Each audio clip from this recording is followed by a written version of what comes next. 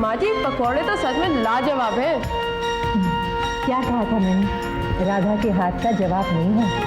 राधा, सचमुच तुम इस घर में जल्दी आ जाओ। तुम्हारे हाथ का खाना खाते खाते अब मन ही नहीं भरता है। अरे रूपाली, तुम्हें तो पकौड़े बहुत पसंद है, खा के नहीं रही, खाओ ना। अरे तू चुप क्यों बैठी है, खा ना।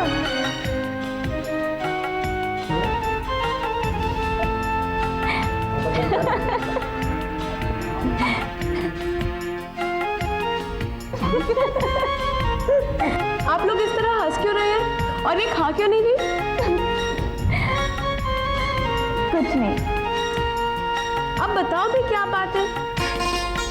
नहीं कुछ नहीं दीदी, वो समझो इसने व्रत रखा है। व्रत? लेकिन व्रत तो शादीशुदा औरतें रखती हैं। आखिर ये सब चक्कर क्या है? जो बात सबको मालूम है वो मुझे भी मालूम होनी चाहिए ना। अब बता भी दे। बता दूं? नहीं नहीं, मत बताइए। दीदी, ये हमारी रूपाली जो है ना, इससे प्यार हो गया है। और जो रूपाली की पसंद है वो हम सबकी पसंद है। उनका नाम है मिस्टर किशन सागर, एक जबरदस्त शायर और एक बहुत पॉपुलर पर्सनालिटी। और सुधा, इस रिश्ते को जोड़ने की जिम्मेदारी राधा पर है। अंजना,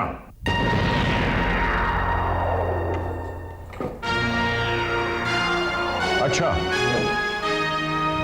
तो मुझसे पूछे बिना ही तुम लोगों ने सब कुछ तय कर लिया। यह सब मैं बर्दाश्त नहीं कर सकता। इतनी बड़ी और अहम बात तुमने मुझसे छुपाई कैसे? लेकिन डैडी। चुप रहो। अपनी बेटी की जिंदगी का फैसला मैं करूंगा। मैं अपनी बेटी का बुरा भला सोचने का मुझे हक है। यह रिश्ता तो नहीं होगा, कभी नहीं होगा, और तब तक नहीं होगा जब तक मैं उस लड़के से बिल ना लूं।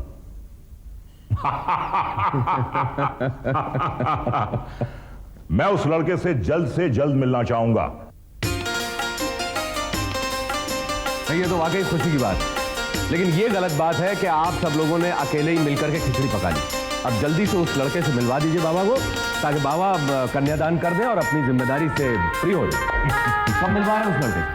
डैड, ये बात तो राधा ही बेहतर बता सकती है, क्योंकि वो ही किशन की दोस्त है। ओह, अच्छा, तो लड़का राधा की पसंद का है। तब तो मुझे पूरा विश्वास है कि लड़का लाखों में एक होगा। अपनी बहू की पसंद पर मुझे पूरा भरोसा है। क्यों राधा बेटी, वो तुम्हारी पसंद है ना? हाँ बाबूजी। I'll take that.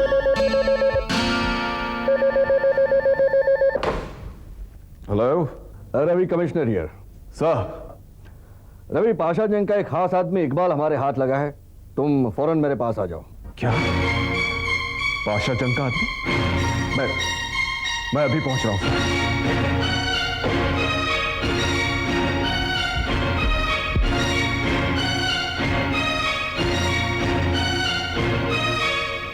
Ravi, Pasha Jung का एक खास आदमी इकबाल सामने से चलकर आया है। पाशा जंग के जो भी ऑपरेशंस होते हैं वो उन सब का इंचार्ज है। वो हमें सारी इंफॉर्मेशन देना चाहता है, सरकारी गवाह भी बनना चाहता है और कानून की मदद भी करना चाहता है, लेकिन बदले में उसकी कुछ शर्तें हैं। सर, क्या अब एक मुजरिम की शर्तें माननी पड़ेंगी?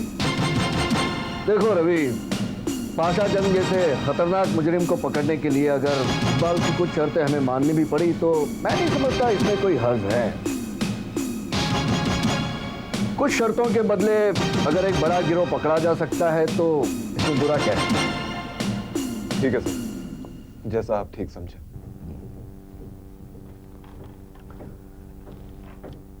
पाटिल, इकबाल को अंदर ले आओ। आइए। सलाम साहब। बैठो इकबाल। बोलो इकबाल, क्या शर्तें हैं तुम्हारी?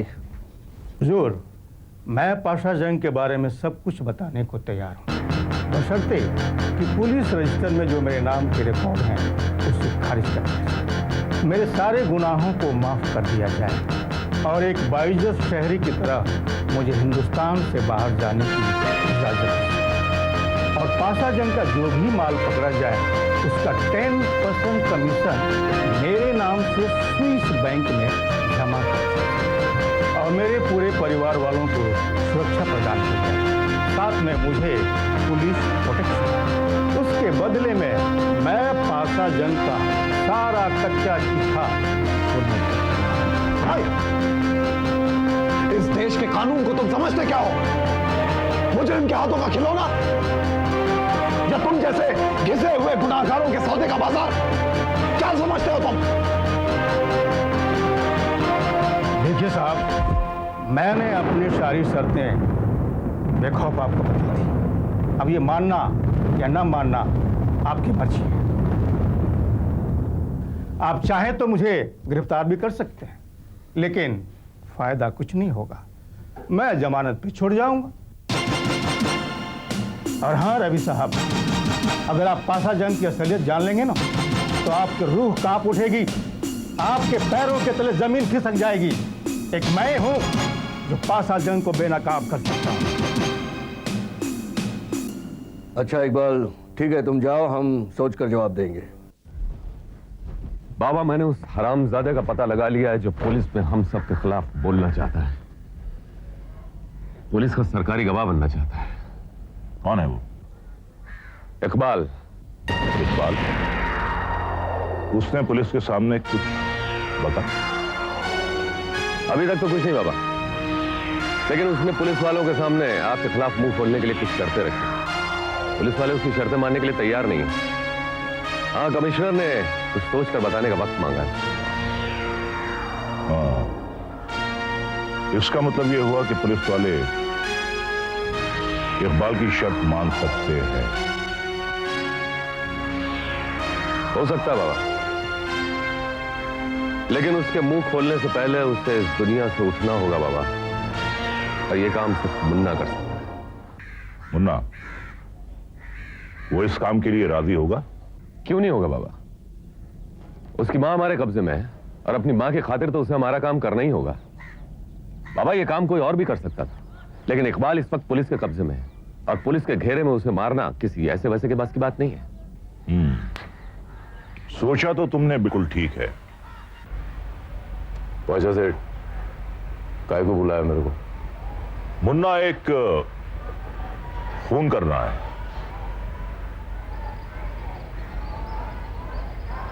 तेरे इशारे पे चलने का शौक नहीं मेरे को अभी। और कोई बात है तो बोल। भूल जा कि मुन्ना, तुम भूल रहे हो कि तुम्हारी मां हमारे कब्जे में। हाँ मुन्ना, अब तक तो तुम्हारी मां को अपनी मां समझकर बड़े आदर और प्यार के साथ हमने अपनी हिफाजत में रखा, लेकिन तुम्हारे इनकार करने की सूरत में वो हमारे कब्जे में हो। मुन्ना, मेरे ख्याल से तुम आदेश की बात का इशारा समझ रहे हो। तुम्हारी मां हमारे कब्जे में है और उसकी खातिर तुम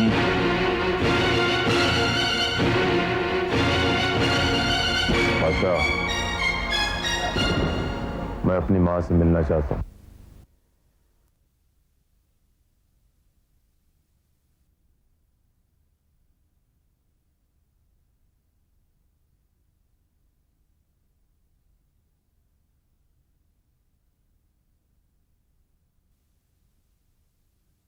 मां, मुन्ना, तेरी वजह से मुझे यहाँ इस तरह कब तक रहना होगा?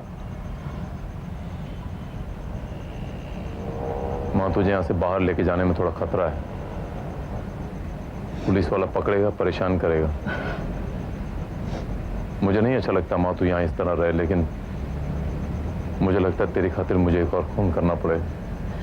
मैं तुझे अब कोई गलत काम नहीं करने दूंगी मुन्ना, और अगर तूने कुछ गलत किया तो मैं तुझे कभी माफ नहीं करूंगी।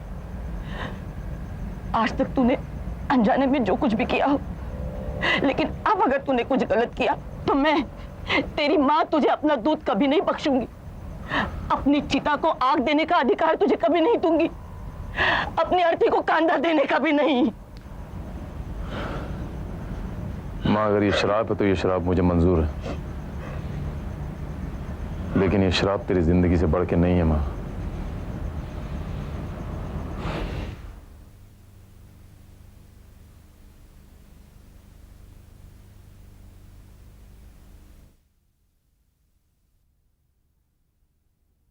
किशन, किशन,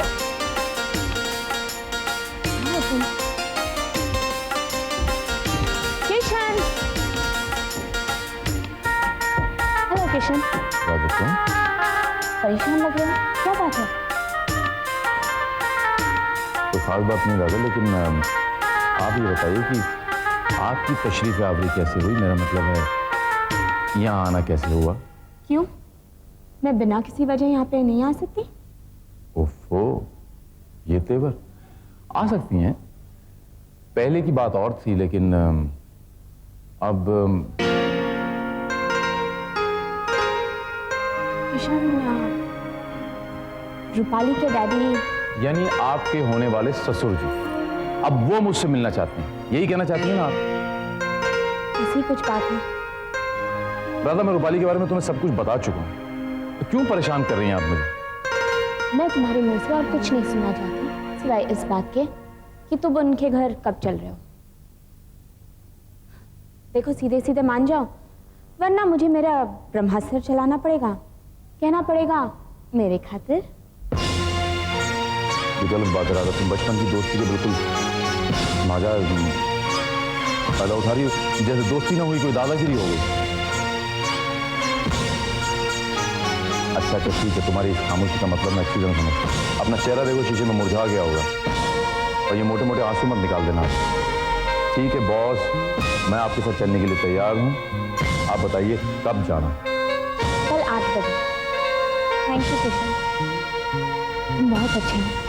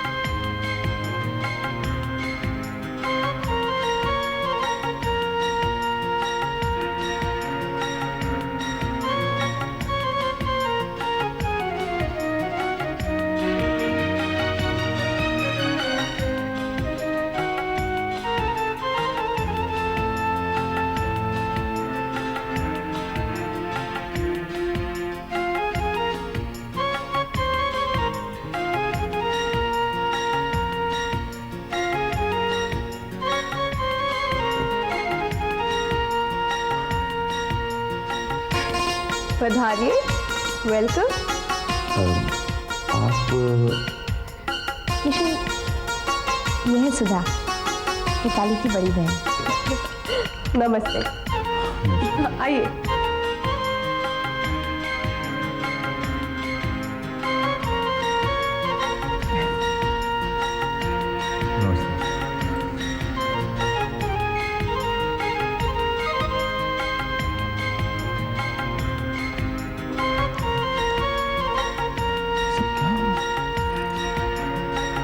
वो आए हमारे घर पे, खुदा की कुदरत है, कभी हम उनको कभी अपने घर को देखते हैं।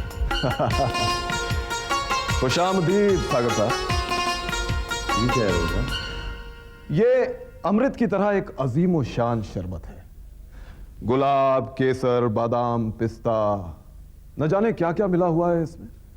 समझ लीजिए कि इसमें से कुछ काबुल से आया है, कुछ कंधार से आया है, कुछ चीन से, कुछ जापान से, कुछ श्रीलंका से, और कुछ तो तुर्किस्तान से मंगवाया है। यूं समझ लीजिए कि ये एक ट्रेडिशनल कोल्ड ड्रिंक है, और इसे पीते ही आपके सीने में ठंडक आ जाएगी। नोश फरमाइए साहब। रवि साहब, मुझे तो ऐसा लग रहा है जैसे एक शायर कूजे में समंदर को बंद कर लेता है, ठीक वैसे ही सारी दुनिया की ट्रेडिशंस को आपने इस ग्लास में बंद करके रख दिया। क्या करूं सागर साहब, इन सब की खुशी के लिए मुझे भी शामिल होना पड़ता है। हम सब से तो आपकी मुलाकात हो ही चुकी है, लेकिन मां वो कहां है जिनके लिए यह सारा तामझाम किया गया है? Where's Dad?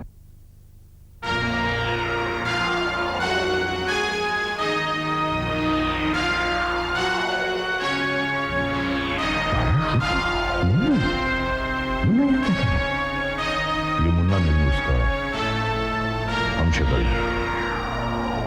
आप इतनी यकीन के साथ बात कैसे कर सकते हैं? अगर मुन्ना का इस दुनिया में सबसे बड़ा कोई दुश्मन है तो वो रवि है। रवि ने अगर रूपाली के लिए किशन को चुना है तो यकीनन पूरी छानबीन कर ली है। हमारी तुम्हारी आंखें धोखा कर सकती हैं, लेकिन रवि का जजमेंट कभी धोखा नहीं कर सकता। क्या बात है डैड, आप लोग इतने परेशान क्यों हैं? नहीं बेटे, ऐसी तो कोई बात नहीं। आइए आइए डैड, ये है मिस्टर किशन सागर। सागर इनका तखल्लुस है, बहुत ही अच्छे शायर हैं और बहुत फेमस पर्सनालिटी हैं। और सागर साहब, ये मेरे डैड हैं। नमस्कार। और ये हैं मेरे ब्रदर इन लॉ मिस्टर आदेश। नमस्कार। अरे हम लोग सब इस तरह खड़े क्यों हैं भाई? आइए बैठते, आइए। जी जी जी। अरे 8 बज गए, आज तो भैया का इंटरव्यू है टीवी पर। दोस्तों, आज के कार्यक्रम में हम जिस पुलिस इंस्पेक्टर का इंटरव्यू पेश करने जा रहे हैं, उन्होंने पिछले साल भी बड़े बड़े हैरत अंगेज कारनामों को अंजाम दिया है। वो है पुलिस इंस्पेक्टर रवि। आज देश में चारों तरफ आतंकवादियों का जो आतंक फैला हुआ है, उसे खत्म करने के लिए हमने जो बेड़ा उठाया है वो हर हाल में पूरा होगा, इसका हमें पूरा भरोसा है।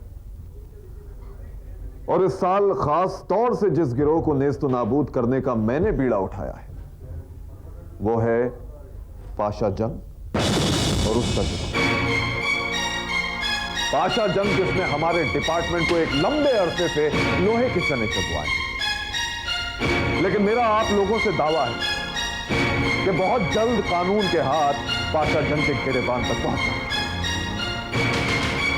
मैं बार बार पाशा जंग को वार्न कर रहा हूं, आगाह कर रहा हूं, उसे ललकार भी रहा हूं, लेकिन वो काले धंधों का अपने आप को शहंशाह कहने वाला पाशा जंग एक बुज़दिल है, एक कायर, डरपोक है। वो एक सहमे हुए चूहे की तरह किसी बिल में छुपा बैठा, मगर मैं उस डरपोक को बिल से बाहर निकाल कर रहूंगा। पाशा जंग काले धंधे की दलाली खाता है।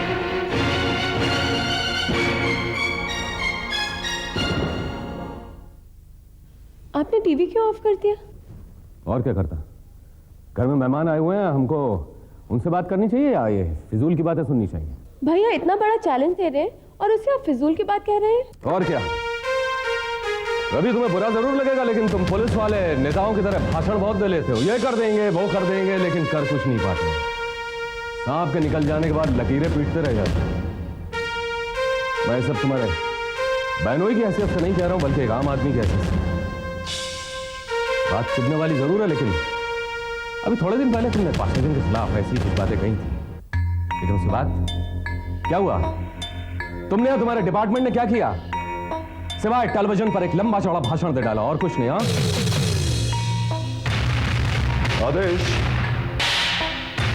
तो तुम ये समझते हो कि हम लोग सिर्फ बातें कर सकते हैं और कुछ नहीं? हमारा जो पुलिस डिपार्टमेंट है वो नाकारा है, नाकाबिल है, राइट?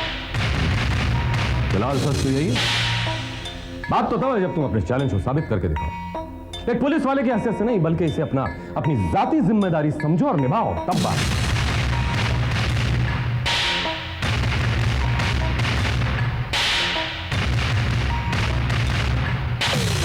तुम ठीक कहते हो आदेश।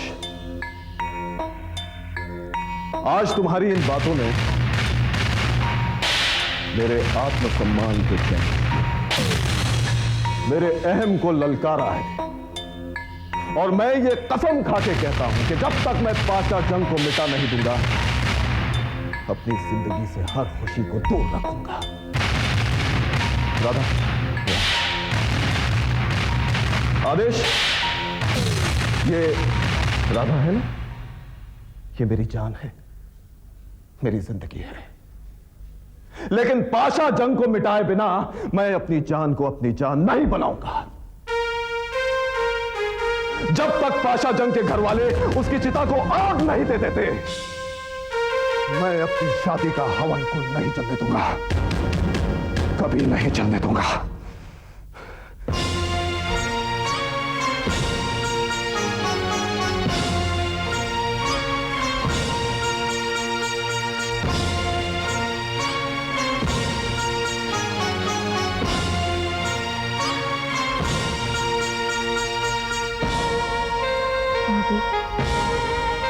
अब हमें यही दुआ करनी चाहिए कि पाशा जंग का सर्वनाश जल्द से जल्द हो जाए। ऐसा ही होगा। मेरा आशीर्वाद रवि के साथ है।